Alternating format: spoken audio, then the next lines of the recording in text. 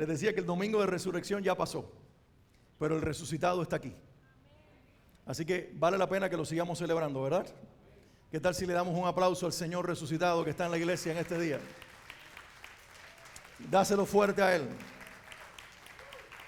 Gloria a Dios por eso. Ahora, en esta fecha, después del día de resurrección, en los últimos años sobre todo, me gusta comenzar a reflexionar, a hablar y a enseñar acerca de la fecha que ya no la celebra todo el mundo, solamente los cristianos, que es Pentecostés. Ese es lo que viene en el calendario para el mes de mayo, finales de mayo. Hay un domingo que solamente los cristianos lo celebramos y ni tan siquiera todos, algunos, que es cuando se celebra los 50 días después de la resurrección, cuando Dios envió a su iglesia al Espíritu Santo, y por esa causa no somos huérfanos, sino que en nosotros vive el Señor resucitado. ¿Cuántos dicen amén a eso? Ahora, este año el tema en mi corazón, que es el título inclusive de la prédica de hoy, pero aunque voy a ponerle título a otros mensajes diferentes, este va a ser el tema que está en mi corazón y que quiero traerles a ustedes durante varias semanas, y es después de Pentecostés. ¿Y por qué después de Pentecostés? Número uno, porque el Espíritu Santo vino el día de Pentecostés, pero no se fue al siguiente día. Di conmigo, Él se quedó. Di conmigo, Él se quedó. Di también, Él vive aquí, pero no aquí, nosotros, en cada uno que ha confesado el nombre de Jesús. Y además, quiero que veamos la obra del Espíritu Santo en el libro de los Hechos, algunas historias y pasajes del libro de los Hechos que nos muestran qué sucedió en la vida de los creyentes el día de Pentecostés, pero también después del día de Pentecostés, cómo fue esa iglesia y cómo reaccionó. Y la pregunta importante con la que tenemos que empezar es la siguiente: ¿por qué después de Pentecostés? Es el tema de esta temporada, hermanos, porque el evento, y quiero que esto lo tengas guardado en tu corazón, el evento del Pentecostés no fue el fin en sí mismo. Escucha esto: el evento del Pentecostés no fue un fin en sí mismo que Dios tenía, fue el comienzo de la obra del Espíritu Santo en la iglesia para ayudarnos a cumplir nuestra misión. ¿Y cuál es nuestra misión? Es predicar el Evangelio en el poder del Espíritu Santo y hacer discípulos en la iglesia en el mismo poder del Espíritu Santo. ¿Alguien está aquí conmigo? ¿Recuerdan la conversación previa con Jesús antes de irse al cielo? Señor, restaurarás el reino en este tiempo. Y dice, no les toca a ustedes saber esas cosas. No les toca a ustedes saber lo que mi Padre tiene preparado en su calendario divino. Lo dice en otras palabras, pero básicamente eso es lo que está diciendo. Lo que sí les interesa a ustedes es saber esto: ustedes van a recibir poder cuando venga mi Espíritu Santo y me serán testigos. ¿Ven la conexión? Poder para ser testigos. Recibir al Espíritu Santo para cumplir una misión. Y esto es muy importante, hermano, que nosotros lo entendamos, porque si desconectamos el evento de Pentecostés de la misión de la iglesia, nos convertiremos en una comunidad de creyentes a la que solo le gusta admirar las experiencias sin entender el porqué ni entender la razón. Y yo creo mucho en las experiencias, porque Dios es un Dios que se revela y que uno vive experiencias con Él. Pero si nos quedamos en la experiencia o maximizamos la experiencia, nos olvidamos por qué Dios se revela, por qué Dios obra y por qué Dios nos permite conocerlo personal e íntimamente, si no es para cumplir la misión que Él nos ha encomendado. Quiero entonces hoy comenzar con este pasaje que es el inicial en el libro de los Hechos, a partir del capítulo 2.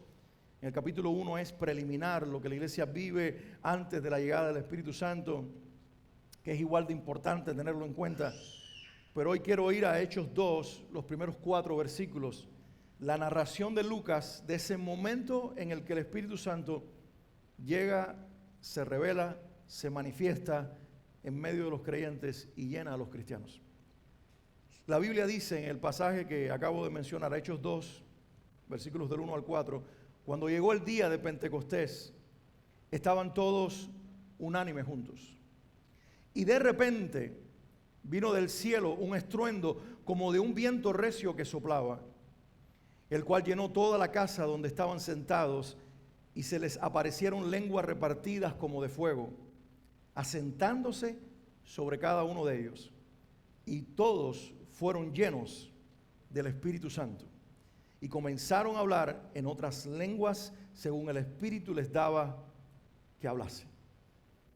Antes de orar, debo hacer una pregunta y quiero que ustedes se hagan esta pregunta también. ¿Qué aspectos importantes destaca este pasaje? ¿Qué nos está diciendo el mismo Espíritu Santo revelado y mostrado aquí? ¿Qué está diciéndonos a nosotros hoy a través de esta palabra? Y quiero que tú le preguntes al mismo autor de la Biblia, que es el Espíritu Santo, ¿qué tú quieres decirnos hoy? Ahí donde estás, ten ese diálogo interno que puedes tener con el Espíritu Santo, que no hace falta a veces ni hablar para que Él nos oiga, y dile: Señor, ¿qué tú quieres decirnos hoy? ¿Cómo tú quieres hablarnos? ¿Qué verdad tú quieres revelarme a mí como creyente en lo personal y a esta iglesia como comunidad de fe? Y si puedes orar conmigo como he orado durante toda la semana y decir esto: Señor, háblanos hoy. Señor, habla a mi vida, habla a mi iglesia, habla a cada uno de nosotros con tu poderosa palabra. Transfórmame más, cámbiame más, abre más mi entendimiento espiritual, dame más capacidad de creer y de vivir la palabra según tú la revelas. Habla a nuestros corazones en el nombre de Jesús. Y sobre esa verdad oro con ustedes en este momento. Padre, ante tu palabra levanto esta oración junto con la iglesia. Es mi sentir personal y el de mis hermanos también, que necesitamos escuchar tu voz. La hemos leído y proclamado y creo que acabamos de escucharte hablar en el pasaje leído, pero la verdad que está encerrada en estas letras del pasaje, revélalas aquí, Espíritu Santo. Háblalas en medio de nosotros. Llénanos de tu verdad en el nombre de Jesús. Queremos conocer al Espíritu Santo, ser llenos del Espíritu Santo, caminar en la guía del Espíritu Santo y ser una iglesia que entiende todo lo que eso significa. Sabemos que hay un enemigo que es ladrón de la verdad, que roba la palabra de los corazones con distracciones, con preocupaciones, con situaciones humanas, con mensajes de textos, con redes sociales. Y yo oro en el nombre de Jesús que todo lo natural que el enemigo quiera usar para distraer a este pueblo de la palabra y no escucharla, en el nombre de Jesús se ha quitado del medio. Yo oro también la iglesia que está familiarizada con mi voz. Si estar familiarizado con mi voz adormece la verdad, yo oro en el nombre de Jesús que hoy me hagas escucharme diferente para que esta gente pueda ser despertada a la verdad. Pero todo lo que el enemigo use para adormecer a tu pueblo, yo oro en el nombre de Jesús que se ha quitado del medio. Y que tú hables en este lugar. Y que tú te manifiestes en esta iglesia. Y esto lo oramos en el nombre de Jesús. Y el pueblo de Dios dice: amén. Y amén. Hermanos, 4 cosas que quiero destacar de este pasaje en este día, que están ahí reveladas delante de nosotros en el libro de los Hechos, sobre todo capítulo 2, versículos del 1 al 4, que acabo de leer. La primera es que esta gente que está ahí en esa habitación estaban preparados y expectantes. Lo voy a decir una vez más.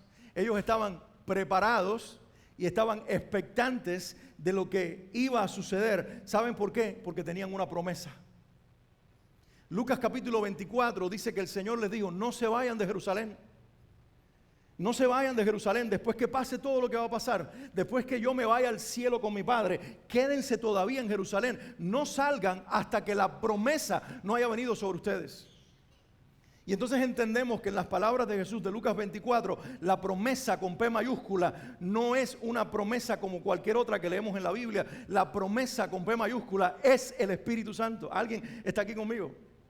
Ahora, ¿sabes cuántos testigos de la resurrección oyeron esas palabras de Jesús? 500. Lo dice Lucas al iniciar su libro. Hubo 500 o más testigos de Jesús resucitado, discípulos. ¿Y sabes cuánto había en el aposento alto? 120. 120. Esa matemática no se equivoca. Esa matemática tiene un resultado de 3 años y medio de ministerio. Pero eso es para otro día. Simplemente te menciono los números. 3 discípulos con los que caminó de cerca y los llevó a experiencias personales. 12 discípulos que también estaban relacionados, que eran parte, los 3 de ellos, pero que tenían influencia sobre los 12. 70 que fueron enviados y luego 120. Hay una matemática detrás de todo eso y es la influencia de un creyente sobre otro la que hace que no seas parte de los que se quedan fuera de la habitación, sino de los que se conectan a la experiencia espiritual. No No sé si me hago entender, pero quiero partir de aquí. Los que estaban preparados y expectantes eran porque estaban conectados entre sí. El resto de los 500 que no se quedaron en la habitación eran creyentes solitarios que seguían a Jesús, pero no estaban conectados con la vida de la comunidad de Jesús. De ahí la importancia de que tú tengas una conexión con gente en el reino de Dios que esté conectada al corazón del Señor de la iglesia. 3, 12, 70, 120 son números que aparecen en el libro de los Hechos. No estaba esto en mis notas, pero el Señor me lo recordó.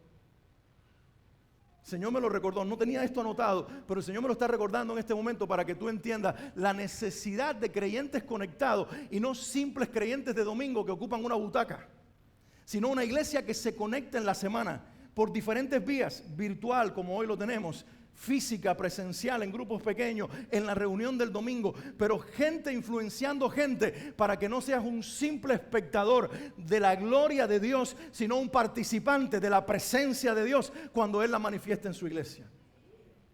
Dice, estaban todos preparados y expectantes. Dice, cuando llegó el día de Pentecostés, estaban todos juntos. Di conmigo, preparados y expectantes. ¿Y cómo se prepararon? 10 días, 120 personas en una misma casa. Se prepararon reunidos. Mire, mi hermano, ahí no había eventos. Ahí no había nada fuera de lo común. No trajeron predicadores de afuera porque no los había. Ahí estaban el mismo Pedro, el mismo Juan, el mismo Jacobo, los mismos discípulos, la misma gente temerosa pero preparada. La misma gente que estaba escondida por lo que le habían hecho a su Señor, pero preparado. ¿Alguien está escuchando lo que estoy diciendo? Entonces, ¿qué entendieron ellos? Que la noticia y el mensaje y la advertencia de Jesús había sido esta: quédense en Jerusalén. Pero ellos en esas palabras entendieron algo: quédense juntos, quédense unidos, quédense en el mismo lugar. Y quédense expectando lo mismo. ¿Cuál era la expectativa? Alguien diga conmigo. ¿La expectativa era qué? Exacto, no era la experiencia que iba a provocar el Espíritu Santo. Era la persona del Espíritu Santo. ¿Qué estaban ellos esperando? Diga conmigo, a una persona. La iglesia del siglo XXI tiene un problema. Como esa persona ya vino, nosotros esperamos experiencia. Y no nos damos cuenta que lo que tenemos es que tener intimidad con la persona que produce las experiencias, porque Él es más grande que lo que Él produce. Él es más grande que lo que Él hace. Él es más grande que lo que Él pueda producir y en ocasiones no querer producir. Él es más grande que ninguna otra cosa en este universo, inclusive provocada por Él. Él es suficiente. Lo segundo que destaca el pasaje que acabamos de leer es que había unanimidad, o dicho en otras palabras, había unidad. Dice el pasaje, cuando llegó el día de Pentecostés, estaban todos unánimes, juntos, unánimes. La palabra unanimidad se diferencia de la palabra uniformidad. Que la palabra uniformidad, ¿qué significa? Cuando tú tienes una escuela que usa uniforme, ¿qué significa que usan uniforme los estudiantes? Si es pullover azul o t-shirt azul, todo el mundo, camisetas azules, short de khaki y los zapatos negros. Y todos los niños y niñas están vestidos igual. ¿Eso cómo se llama? Uniformidad, porque eso tienen puesto un uniforme, una misma forma. Pero la unanimidad es diferente. Te permite ser hasta cierto punto diferente, pero tener un mismo corazón. Ahora yo te voy a desafiar con esto que Dios me mostró, que es la base de la unidad. Y no hay respuestas equivocadas que ustedes vayan a dar, pero hay un componente para la unidad que la iglesia ignora. Por ejemplo, si yo les preguntara a ustedes, ¿cuál es el ingrediente o la base necesaria para la unidad en la iglesia? ¿Cuál sería la respuesta? Amén. Yo he escuchado otras cosas, como por ejemplo, amor. ¿Cuántos están de acuerdo que para que haya unidad tiene que estar el amor? ¿Verdad? Que para que haya humildad tiene que haber, para que haya unidad tiene que haber humildad. Son componentes. ¿Ustedes saben cuál es el componente que pone Jesús para la unidad? Orden. Diga conmigo, orden. Jesús dijo estas palabras en Juan 17. Padre, yo te pido, ¿qué cosa? Que ellos, nosotros, la iglesia, los discípulos, seamos uno. Dice, Padre, yo te pido que ellos sean uno. ¿Cómo? ¿Alguien recuerda y me sigue conmigo? Se vale hablar hoy. Padre, yo te pido que ellos sean uno, así como tú y yo somos uno. ¿Sabes? La Trinidad no está unida por el amor. Él es el amor. La esencia divina es el amor. Lo que une la Trinidad o lo que puede amenazar el orden de la unidad divina es precisamente el orden. ¿Y a qué me refiero? Jesús es uno con el Padre, pero está subordinado al Padre. ¿Estás aquí conmigo? El Espíritu Santo es uno con Jesús, pero voluntariamente se subordinó a Jesús. Y la pregunta es ¿por qué? Y la pregunta, ¿de dónde sacas eso? Bueno, dice la Biblia que el Hijo, cuando reciba la gloria de todo el reino que ha recibido de aquí al redimir a los hombres, dice, tomará todo eso y lo pondrá a los pies de su Padre para que la gloria de Dios lo llene todo. El Hijo se va a subordinar al Padre. Es más, dice, mi Padre trabaja y yo hasta ahora trabajo. Lo que Él dice es lo que yo digo. Jesús hablaba así. ¿Y qué dijo del Espíritu Santo?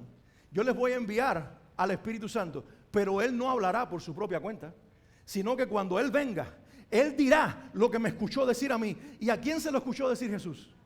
Al Padre. Es decir, son uno. Y la Trinidad no es una escalera donde el Padre superior en naturaleza es Padre, Hijo y Espíritu Santo. Pero estos dos se subordinan al Padre por decisión divina y el Espíritu se subordina al Hijo porque hay un orden. Y si ese orden no existe en la Trinidad, se cancela todo y se rompe la redención. Lo mismo estableció para la tierra. Dice, en el principio creó Dios los cielos y la tierra. Y la tierra estaba desordenada y vacía. ¿Y qué hizo Dios? Dios dijo, y el Espíritu de Dios se movía sobre la faz de las aguas. Y después de hacer esa descripción, ¿qué dice Génesis 1? Y dijo Dios. ¿Y qué empezó a hacer Dios a partir de ese momento? Eso se le llama el orden creativo. Escucha, no hay ser humano en este planeta si Dios no hubiera ordenado todas las cosas. Porque para que el ser humano, hombre y luego mujer, fuesen creados, primero el hombre, y ahí hay un orden también, y después la mujer, si eso no hubiera sido así, luz primero y después todo el orden creativo, el planeta no existiera y el hombre no existiera porque Dios parte del orden. Entonces la iglesia romántica del siglo XXI piensa que la unidad es el resultado de otras cosas y no del orden. ¿Alguien está aquí conmigo? En el aposento alto por 10 días hubo orden. Por eso hay que pensar en el capítulo 1 antes de llegar al capítulo 2. ¿Qué hicieron ellos por 10 días? Dice el capítulo 1. ¿Qué hicieron? Dice que oraron, pero no solamente oraron. ¿Alguien recuerda algo más? Dice que se levantó Pedro y dijo, Judas entregó al Señor. Y por la venta del campo que vendió, le dieron tantas monedas de plata, 30 monedas de plata. Y con ese mismo dinero fue en ese lugar, lo entregó el dinero, y en esa tierra se entregó y murió y entregó su vida. Pero no podemos tener 11 apóstoles. El orden es 12. Tenemos que escoger a uno, y aquí pone características también, que haya estado con el Señor, que haya visto al Señor, y que tenga el mismo corazón que la comunidad de los discípulos, los apóstoles. Y dice que echaron suertes y la suerte cayó sobre Matías y Matías ese día se convirtió en el número 12 de los apóstoles en Jerusalén. ¿Cómo se llama eso? Di conmigo, orden. Porque dice luego Pablo en 1 Corintios 12 y 14 que primeramente constituyó apóstoles y luego profetas y así continúa diciendo, y lo que está diciendo es para que la iglesia hoy sea lo que es, al principio se tuvo que arreglar algo en el aposento alto porque el Espíritu Santo no iba a venir en lo incompleto y lo desordenado. El Espíritu Santo iba a llenar una iglesia que estaba completa y ordenada. ¿Alguien está aquí conmigo siguiendo la pista? Entonces, ¿qué había en esa iglesia? Había gente preparada y expectante, pero también había gente unánime, porque la unanimidad era el producto de un propósito común. ¿Cuál era el propósito de ellos? Esperar la persona del Espíritu Santo. Ahí no había tal cosa como que ya se demora el Espíritu Santo. Pedro, Juan, nosotros, 10 de nosotros, vamos a esperar al Espíritu Santo en el parque. De todas maneras, si Él es Dios, es omnipresente. Y lo mismo se revela aquí en el aposento alto de María que en el parque de la esquina. Esa gente no funcionó así porque ellos entendían un principio. Era que tenían que estar donde los apóstoles estaban, porque el orden venía a través de la enseñanza de estos hombres que, guiados por el Señor, habían dicho: hay que estar juntos en un aposento orando. Y no sabía que cuestionar ese criterio, sino esperar a la persona que venía. Y porque la iglesia tenía ese corazón, el Espíritu Santo vino e hizo lo que podía hacer, porque había una iglesia preparada, expectante, con propósito común y con un orden correcto reinando en aquella comunidad. ¿Alguien está aquí conmigo? Hay una belleza en eso. Cada vez que yo leo este pasaje, yo me enamoro de la idea de esta iglesia. No se parece a la iglesia de Miami. No se parece a la iglesia del mundo occidental. No se parece. Es una iglesia que lo único que espera y que pretende es recibir a la persona importante para poder funcionar por medio de este Espíritu Santo en la ciudad y en el mundo tal cual era conocido en aquel día, siendo usados poderosamente por este Dios de orden que se manifestaba gloriosamente en su iglesia. En su iglesia. ¿Y sabes qué nos describe el pasaje? El pasaje nos dice que aquello fue una experiencia sobrenatural. Lo leímos, ¿verdad? Dice que de repente, alguien puede saborear conmigo estas palabras. Dice: y de repente vino del cielo un estruendo como de un viento recio que soplaba, el cual llenó toda la casa donde estaban sentados. Y se les aparecieron lenguas o idiomas repartidas como de fuego, asentándose sobre cada uno de ellos. Y todos fueron llenos del Espíritu Santo. Hermanos, ¿cómo se llama eso? Una experiencia sobrenatural. ¿Qué es una experiencia sobrenatural? Que no es de este mundo. Es así de sencillo. En este mundo estamos en un plano natural. Y todo lo que no es de este plano es sobrenatural. Pero en este caso particular, no solamente era sobrenatural, sino que era sobrenaturalmente divino. Porque hay experiencias que produce el diablo que vienen de un plano superior al nuestro y son sobrenaturales, pero son diabólicas. Pero esta era una experiencia sobrenaturalmente divina. ¿Cuántos en la iglesia quieren tener una experiencia sobrenaturalmente divina? A ver, levante la mano todo el que diga amén, todo el que dice: quiero tener una experiencia sobrenaturalmente divina. ¿Quieres que te diga algo? Ya cuando confesaste el nombre de Jesús, esa experiencia sobrenatural divina entró a tu vida y se llama el Espíritu Santo y vive dentro de ti. Vive dentro de ti. ¿Sabes? La primera vez llegó como un viento recio. Y te lo dice alguien que ha tenido experiencias que no me gusta contar por dos razones. Número uno, porque no quiero que la gente diga: eso es lo que hay que salir a buscar. Y número dos, porque no quiero poner el énfasis en la experiencia, sino en la persona que lo produce. Nunca he sido un buscador de experiencias, pero las he tenido. ¿Y sabes por qué las he tenido? Porque Dios ha tenido que mostrarme que Él es un Dios grande y sobrenatural para tratar con esta mente racional y humana. Pero yo no necesito que Dios me pruebe que Él es Dios, porque el Espíritu Santo, cuando entró a mi vida, me llenó de una convicción y me puso en una comunidad de fe que me enseñó este principio. No necesito probar que Dios es Dios para saber que Él es Dios. Necesito creerlo, y al creerlo lo vivo y lo experimento. Es así. Ahora, al yo decir en este momento, esto es una experiencia sobrenatural divina, quiero decir algo: que lo que hicieron los creyentes en esos 10 días en el aposento alto no provocó lo que sucedió. Te lo voy a decir una vez más. Lo que sucedió en ese aposento alto no lo provocó la oración de los discípulos, y no lo provocó la unidad de los discípulos, lo provocó la voluntad de Dios. Porque la voluntad de Dios está por encima de nuestras capacidades, inclusive de nuestras cualidades espirituales. Él había prometido que iba a enviar la promesa. Y los creyentes entendieron y obedecieron la voz del Señor. Vamos a quedarnos a esperar. Pero mis hermanos, todo eso está siendo provocado porque va a enviar la promesa. Es un acto soberano de un Dios que es soberano en la sobrenaturalidad de sus manifestaciones, pero es soberano en la preparación en tu corazón para que tú puedas estar en el lugar donde Dios se va a manifestar en tu vida. Es decir, es que esta gente no entendió que ese sentir de ir a la casa de María, la madre de Marco, y subir al aposento alto y quedarse allí 10 días orando en aquel lugar hasta que sucediera algo y llegara el esperado, no había sido un sentir provocado por ellos, había sido un sentir provocado por Dios. Porque Dios siempre cumple su voluntad. Y aquí hay un adelanto de Dios para tu vida. Hay cosas que van a comenzar a suceder en tu vida, deseos espirituales, de buscar a Dios diferente, de estar unidos con la iglesia de una manera diferente, de orar diferente por la presencia de Dios, que no son el producto de lo que tú quieres, es el producto de lo que Dios dijo que va a hacer contigo y que va a hacer en medio de nosotros. Y no tiene que ver con ninguno de nosotros, tiene que ver con la voluntad de Dios y el propósito de Dios, que hará las cosas como Él quiere y por amor de su nombre y por amor de tu vida, porque eres importante para Dios. ¿Alguien lo puede creer? Eres importante para Dios, eres amado por Dios, eres querida por Dios. Y Dios produce estas experiencias en la vida de aquellos a los cuales Él ama y con los cuales quiere convivir. Y la cuarta cosa que el pasaje nos revela, ¿cuántas dije que iba a señalar hoy?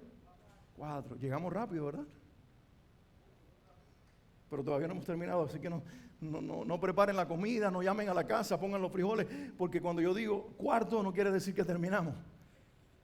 Quiero decir que voy a decir el último aspecto, pero tengo muchas cosas que decir. Y esto es lo cuarto que yo veo en este pasaje. El cuarto aspecto que está ahí revelado en este pasaje es que ellos dieron una respuesta correcta frente a la experiencia que estaban viviendo.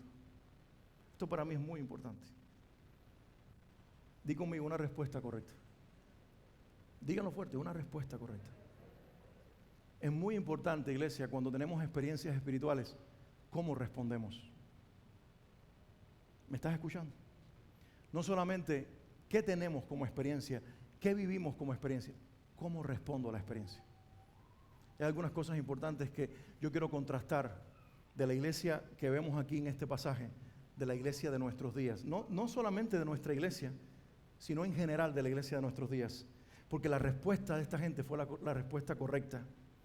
Ellos respondieron correctamente frente a la experiencia que estaban viviendo dentro del aposento alto. Lo primero que quiero señalar como una respuesta positiva de aquella iglesia es que evitaron caer en la admiración enfermiza de la experiencia. Eso deberías anotarlo por alguna parte. En contraste con nuestra generación maximiza experiencia. Y esta gente, en lugar de volverse admiradores de la experiencia, tú te imaginas a Juan, el apóstol, mirando la lengua de fuego en la cabeza de Pedro y diciendo: wow, Pedro, no te muevas, no te muevas. En tu cabeza sobre tu cabeza hay una lengua de fuego. Por favor, no te muevas para que no se vaya, porque se me erizan los pelos, porque la tengo yo también. Eso nos pasa a nosotros hoy en día. Y pareciera que me estoy burlando, pero no lo estoy haciendo. Lo que estoy haciendo es un contraste de los niños que nos hemos vuelto en nuestra generación. Yo dije algo atrás, unos domingos atrás, y creo que fue por inspiración divina. ¿Sabes por qué en algún momento apareció en el libro de los Hechos y en este pasaje que estamos leyendo y en esta experiencia de la iglesia primitiva que la lengua de fuego sobre la cabeza de los 120 desapareció? ¿Sabes por qué? Lo voy a decir una vez más. No fue porque desapareció, fue porque se les metió adentro. Y cuando el fuego entró fue que pudieron hablar. Porque mientras tú tienes la experiencia y admiras la experiencia y te quedas ahí observando la experiencia, el Dios de la experiencia no puede meterse dentro de ti para usar tu vida, porque Él no te da lo que te da para que seas un admirador de lo que Él hace, sino para que seas un manifestador de lo que Él quiere hacer. 120 personas teniendo una misma experiencia, pero no admiran la experiencia de una manera enfermiza, sino que dicen: Señor, esto llegó para algo. Esta es la manifestación de aquel que estábamos esperando. Aquí estoy. Ven a mi vida y haz conmigo lo que tú quieras hacer. Y esa debe ser nuestra oración. Nosotros no debemos quedarnos con estas experiencias de domingo, donde se enciende el fuego, donde sentimos la presencia de Dios. Tenemos que volvernos creyentes, como ya anteriormente había sucedido. Y por eso Pedro aprendió la lección, y la aprendió Jacobo, y la aprendió Juan. Y por eso el resto también fue influenciado. Habían estado en el monte de la transfiguración antes de que Cristo fuera crucificado. Y fue tan grande la experiencia de ver a Cristo transfigurado en toda su gloria, y ver a Moisés y ver a Elías, ¿verdad? Que fue los que bajaron. Tú te imaginas, esta gente había escuchado de Elías y de Moisés y ahora tienen a esos dos grandes hombres y tienen al Salvador en toda su gloria, luz, esplendor, belleza, y dijeron, no se vayan, que vamos a empezar a construirle tabernáculos a ustedes aquí para que nosotros hagamos una habitación en este lugar. Pedro, Jacobo y Juan. ¿Y los otros 9 dónde estaban? Les importó nada, porque los cazadores de experiencia se vuelven egoístas y se olvidan del resto. Pero de momento el Padre se manifiesta en la nube y el Padre dice, este es mi hijo y yo me complazco en él. Es la segunda vez que lo dijo, en el bautismo y en la transfiguración. Dice, este es mi hijo, yo me complazco en él. Ahora hagan todo lo que él les dice. Y Jesús dice, muchachos, vámonos, porque es necesario que bajemos al valle. ¿Y se recuerdan qué pasó cuando bajaron al valle? Había un padre con un hijo endemoniado que los otros discípulos no habían podido liberar y que cuando Jesús llegó los liberó. Y ahí está la enseñanza. Si nos quedamos en el monte de la experiencia, el valle de los demonios no va a ser liberado. Y ahí Jesús está conectando la experiencia de la transfiguración con el poder del valle, la experiencia sobrenatural con la misión de la iglesia. Libera a un niño de los demonios y salva a un papá y a su hijo con salvación eterna. ¿Qué hubiera pasado si Jesús hubiera sido emocional igual que Pedro, Jacobo y Juan y hubiera dicho, eso es lo que yo estaba buscando, 3 discípulos que me construyan tabernáculos para recibir egoístamente la gloria de estos 3? No, hay 9 que necesitan experimentar el poder de Dios, pero sobre todo hay un padre y un hijo endemoniado que necesitan ser liberados y que la misión del cielo se cumpla en la tierra. Una iglesia cazadora de experiencia no puede liberar al mundo de los demonios que lo atormenta, porque solamente quiere cazar experiencias, admirar experiencias, pero no dejarse usar por el Espíritu Santo. Y si no puedes decir conmigo amén, al menos di, esto está duro. Ellos evitaron, hermanos, caer en esa admiración. Voy a usar otra expresión. Evitaron convertirse en meteorólogos espirituales. Ustedes saben lo que es la meteorología, ¿verdad? Es la ciencia natural que estudia climas, atmósferas y temperaturas. La iglesia de hoy se ha convertido en una iglesia que habla mucho de atmósferas, de climas y de temperaturas. Esto está frío aquí. Yo no siento la presencia de Dios. Oh, wow, esto está en fuego. Esto está en fuego. O cualquier otra expresión que tiene que ver con temperatura. El ambiente está glorioso. El ambiente está pesado. No son frases típicas de nuestra generación. Tú te imaginas a Pedro, que Pedro no, ahora digo Pablo y Silas en la cárcel de Filipo, tratando de sentir la presencia de Dios, que los habían molido a palos, encadenados, doblados hasta el cansancio, agotados. ¿Tú crees que en esa situación se sienta la presencia de Dios? No se puede depender de lo que se siente, se tiene que depender de lo que se cree. Y por eso ellos cantan en ese momento, no porque sentían, sino porque creían. Y cuando creyeron, se manifestó Dios. Cuando creyeron, vino el terremoto. La iglesia del siglo XXI quiere esperar sentir para que Dios se manifieste. Y la iglesia del primer siglo creía, y porque creía, Dios se manifestaba. Yo quiero ser pastor de una iglesia, no de meteorólogos espirituales, no de gente con termómetros que mida la experiencia. ¿Sabes cuántas veces yo estoy ahí y no siento a Dios, pero creo que Él está conmigo? Y le canto, y le adoro, y le exalto. ¿Y sabes qué sucede? Él se manifiesta. Siempre lo hace. Siempre lo hace, porque no dependo de sentirlo, dependo de creerlo. En tus circunstancias, o tú me vas a decir a mí que en tus días de la semana tú sientes a Dios todo el tiempo. Y no, si no siento a Dios no me muevo. Hay veces que no, Pablo decía, no es por vista, es por fe. ¿Y qué es la vista? Es un sentido natural. Y ahí entran todas las sensaciones humanas. Pablo decía, no es por lo que sentimos o vemos física o naturalmente. Es porque creemos. Por fe andamos. Por fe nos movemos. Dice el escritor de Judas que va a haber una generación de creyentes que son como nubes sin agua. Y esto nos lo enseñó hace años el pastor Rey Matos. Y él nos dijo esto. Miren el cielo, las nubes sin agua son las más lindas. Las nubes con agua son negras y feas. son oscuras. Hay una experiencia de tormenta que viene. Está el cielo oscuro, está el cielo cargado, el cielo tiene... pero esas nubes que tienen, y las nubes sin agua, blanquitas, rodeadas de un cielo, dice. Pero ¿qué dice la Biblia? Que los falsos creyentes son como nubes sin agua. Son atractivos, pero no tienen al Espíritu.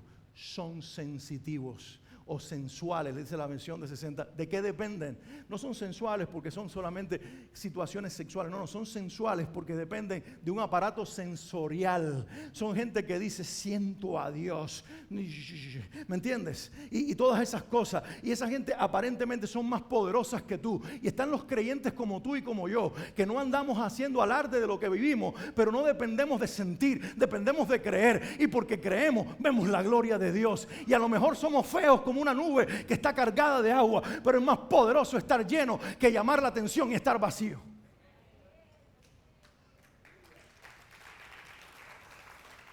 Hoy tú llegas a una iglesia, y esto no es crítica en cierta forma, pero sí es una denuncia pública. Hoy tú llegas a las iglesias y en las computadoras de los directores musicales está la música secuenciada. Los músicos tocan sobre música grabada.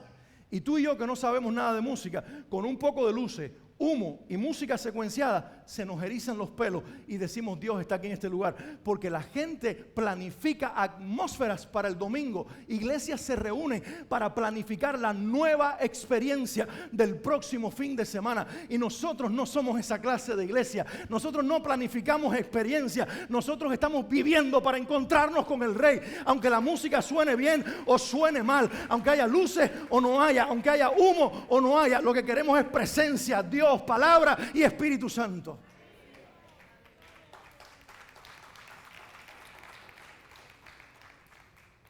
Es eso. Es eso lo que queremos. Y si te sientes cómodo en una iglesia como esta, donde queremos que por medio de grupos pequeños, reuniones de domingo, tú te sientas a abrir la Biblia, a estudiar la palabra, a orar unos por otros, y eso sea lo único que suceda. Y si Dios quiere hacer el extra, que Él lo manifieste, porque las experiencias sobrenaturales no pueden ser provocadas por el hombre. Hermanos, hace años yo tuve la experiencia de que invitaba a las personas a pasar al frente y yo no había puesto ni una mano encima de la gente y la gente se caía.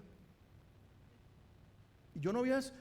Y alguien me dijo, voy a tener que poner detrás, vamos a tener que poner catchers, gente que sostiene. Y le dije, mira, si esto lo está haciendo Dios, que nadie los aguante. Porque si alguien se cae y no es Dios, que se den un buen golpetazo. Pero si lo está haciendo Dios, Él se las va a arreglar. Y saben, eso sucedió por un tiempo. Después de un tiempo, ya no pasó más. Y yo entendí que en parte era para que mucha gente levantara el dedo y criticara la experiencia y se fueran de la iglesia, porque no iban a ser sanos para la iglesia dentro de una comunidad donde no se sentían cómodos. Así es Dios. Hoy no necesitamos que eso suceda. Una persona nos invitó a un evento cristiano, a una reunión. Y de momento el que está dirigiendo la reunión empieza a orar por las personas y veo que se acercan a mi hijo Isaac y están orando por él. Y yo digo, gloria a Dios, empiezo a orar. Y de momento veo que él está en el suelo. Y wow, ¿qué será lo que pasó aquí? Y luego nos subimos al carro y le digo, cuéntanos, ¿qué fue lo que pasó? Y él me dice, papi, para serte honesto, y le digo a su mamá también y a nosotros, me estaba empujando tanto que me daba pena seguir yo rígido y yo mismo me dejé caer, papi. Y le dije, mira, voy a decirte algo. Qué bueno que tú puedes hablar eso con nosotros y nosotros entenderlo. Hijo, no necesitas, ni necesitamos como iglesia, que tú te caigas al suelo para que seas lleno del Espíritu Santo. Que nadie tenga que provocar algo en tu vida que Dios no está provocando. Yo me he caído 2 veces en la presencia de Dios y no hubo un ser humano que me tocó. Las 2 veces fue el Señor, Él y yo. No estaba en medio de una multitud, estaba separado de la gente, estaba teniendo un encuentro personal. Fue literalmente, como dice la Biblia, cuando mis ojos se abrieron y vi a Dios y vi la gloria de Dios, tuve que caer Porque esa es la respuesta de un cuerpo humano limitado a un Dios ilimitado. De algo efímero y temporal ante un Dios eterno y sobrenatural. Simplemente. Pero ¿sabes qué he visto? Que hay mucha gente que se cae, pero cuando se levanta no son transformados. Y realmente necesitamos más gente de pie transformada. Cambiada. Con matrimonios que funcionen. Con educación en el hogar que funcione. Gente honesta en el trabajo, que no le robe dinero a los jefes. Que no haga nada indebido, gente que viva en la verdad. Y no estoy diciendo que carácter es simplemente lo que se necesita, porque la iglesia también necesita poder. La iglesia necesita gente que sin hacer bulla, cuando esté en un ambiente de demonios, los demonios lo respeten como para no llamar la atención y dejar que la palabra sea proclamada. La iglesia necesita gente que ore por los enfermos y se sanen. Y necesita gente que viva en el poder de Dios. Pero para eso, mis hermanos, es necesario creer quién vive en nosotros. Creer quién vive en nosotros.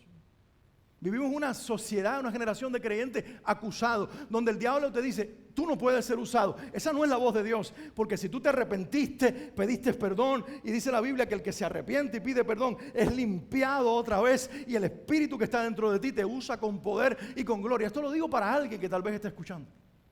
Necesitas creer quién vive dentro de ti y dejar que Él se manifieste. Y si entiendes que necesitas una experiencia de llenura con el Espíritu Santo, buscarla, pero no basada en lo que Él te pueda demostrar o revelar a nivel sensorial, que a veces sí ocurre, pero simplemente que sea en el plano de la fe, porque la fe antecede los sentimientos y las sensaciones físicas y humanas.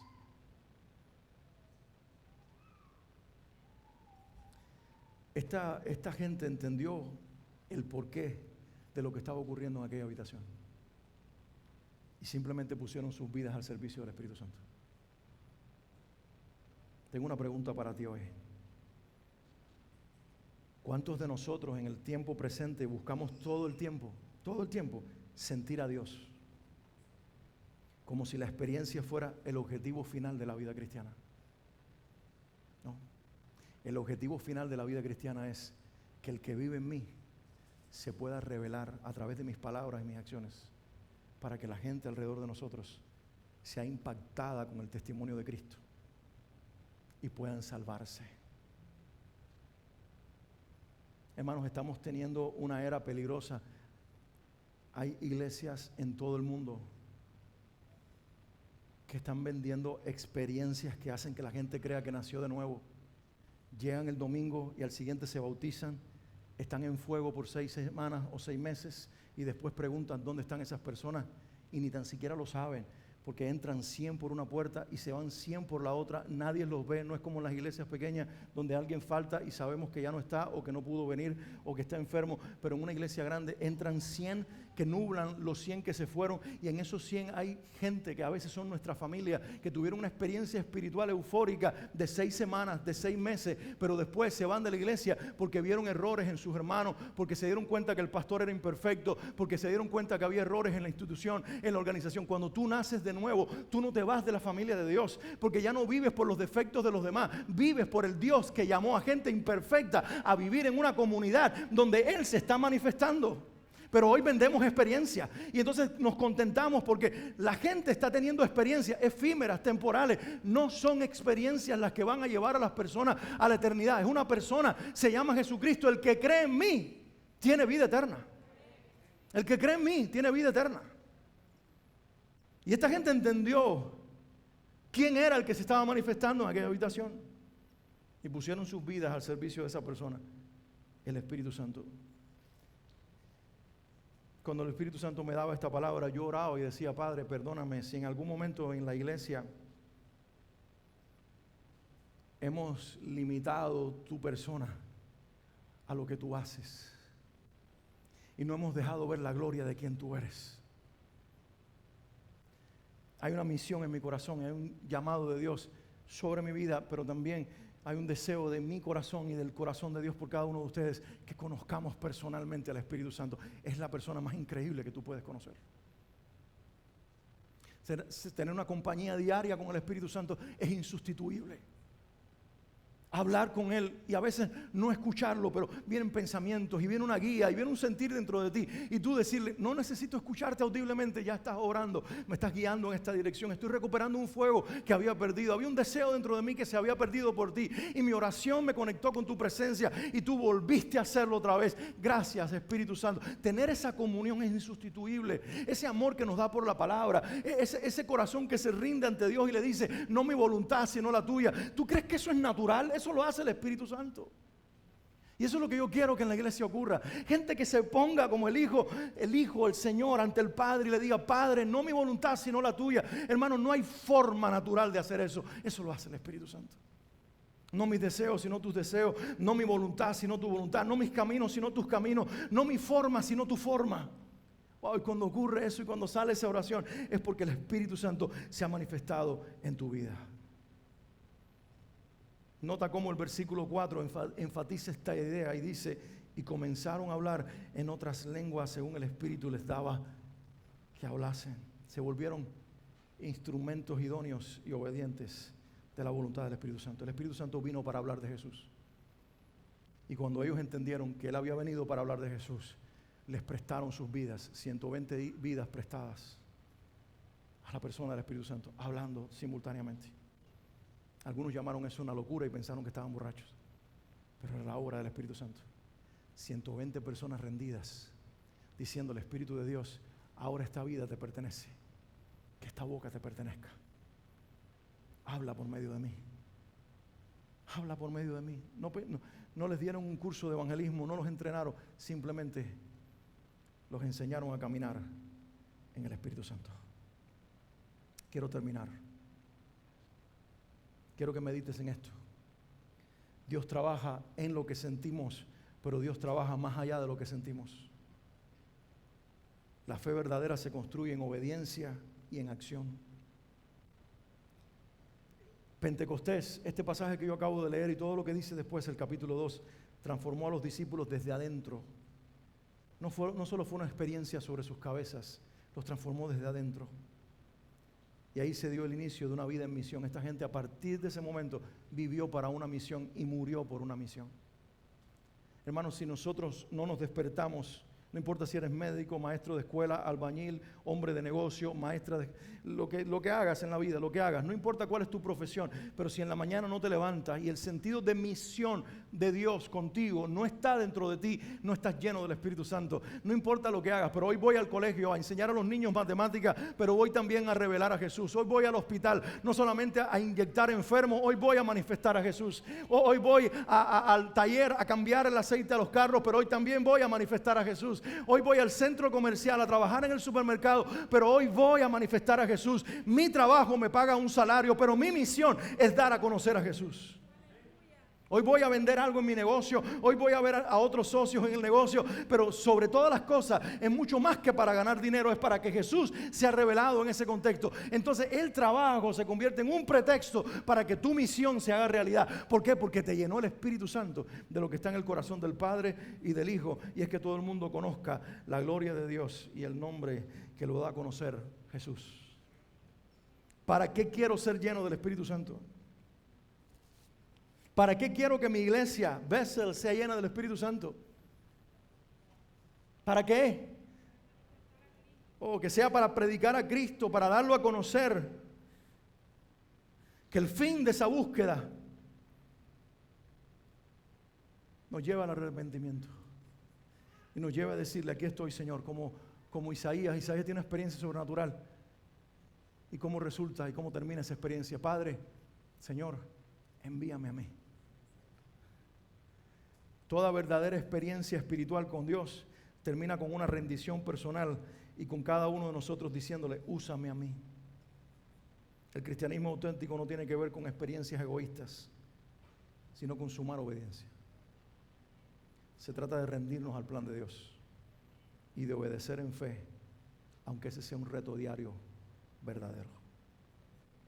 Te doy algunos consejos para terminar. Todos los días dedica tiempo diario a la oración y a la palabra, aunque no tengas deseo de hacerlo, ni sensaciones para hacerlo, ni deseos profundos.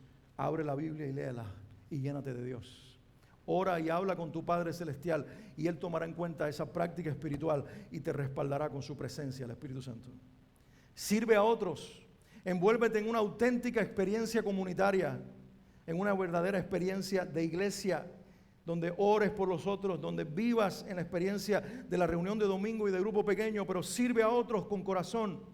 Conviértete en uno que muestra a Cristo y testifica de Dios en lo cotidiano, en el trabajo, en la familia, en el vecindario. Y créeme de todo corazón que estas prácticas tan simples harán que Dios llene tu vida y te use para su gloria, porque tienen que ver con la misión que está en el corazón de Dios, y que Jesucristo sea conocido hasta lo último de la tierra.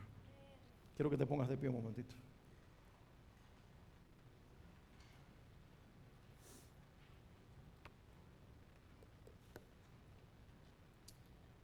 Espíritu Santo, te damos gracias,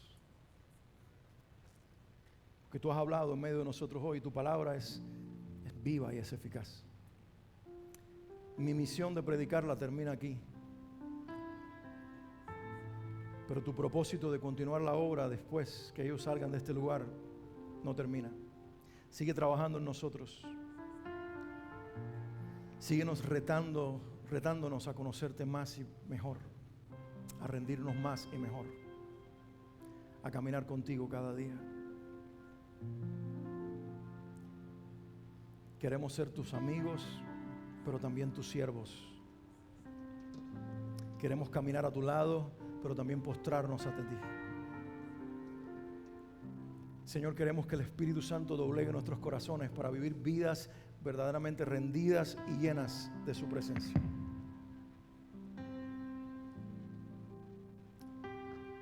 Y queremos que calientes nuestro corazón con una pasión urgente por dar a conocer a Jesús en todo lugar y en toda situación en la que nos encontremos. Que Jesús reine a través de nuestras vidas, que reine en nuestras vidas, que reine en nuestras familias, que reine en nuestra iglesia. Y por medio de nosotros, que su reino venga a esta ciudad. Hay gente afuera muriéndose, endemoniados y atados, y nosotros tenemos el poder para desatarlos, para liberarlos y para salvarlos. Sácanos de la experiencia egoísta de la iglesia y llévanos a la misión de amor que el Padre ha depositado en nuestros corazones, de predicar el reino y de hacer discípulos en las naciones. Todo esto te lo pedimos en el nombre de Jesús. Amén.